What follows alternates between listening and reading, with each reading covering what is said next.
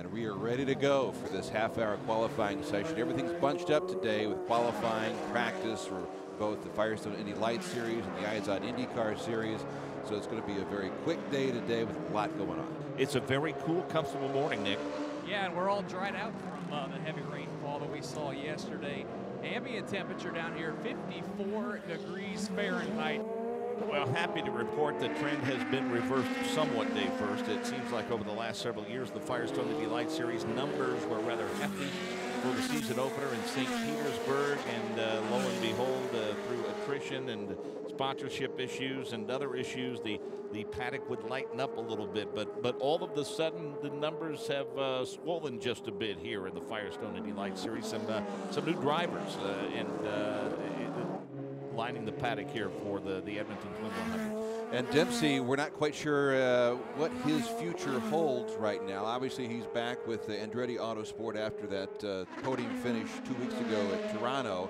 The situation is a little difficult, though, in a couple of weeks when they head to Three Rivers, because the team right now, their plan is to only take one Firestone Indy Lights machine to the Three River area. And that'll be with Stephen Wilson, obviously, who's been around all season long for Andretti Autosports. So Peter Dempsey just kind of worried about this weekend right now, and he says he'll worry about Three Rivers on Monday. Again, doubleheader weekends used to be fairly commonplace in the Firestone Indy Lights series. This is a rare occurrence, if you will, and because of the schedule yesterday essentially being washed out.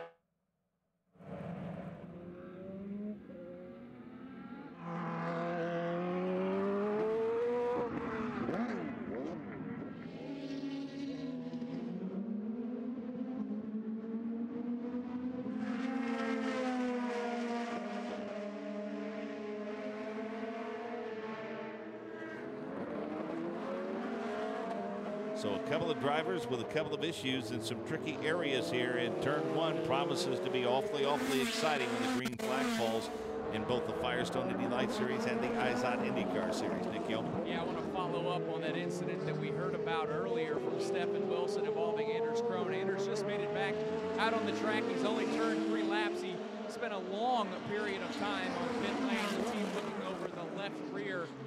Apparently things look good enough that they sent him back out on the track. As the checkers falls on this session, Joseph Newgarden, Esteban Guerrieri, Dempsey, Morad, Webb, Harrington, Krohn, Ferreira, Yakiman, and Ostella, your top 10.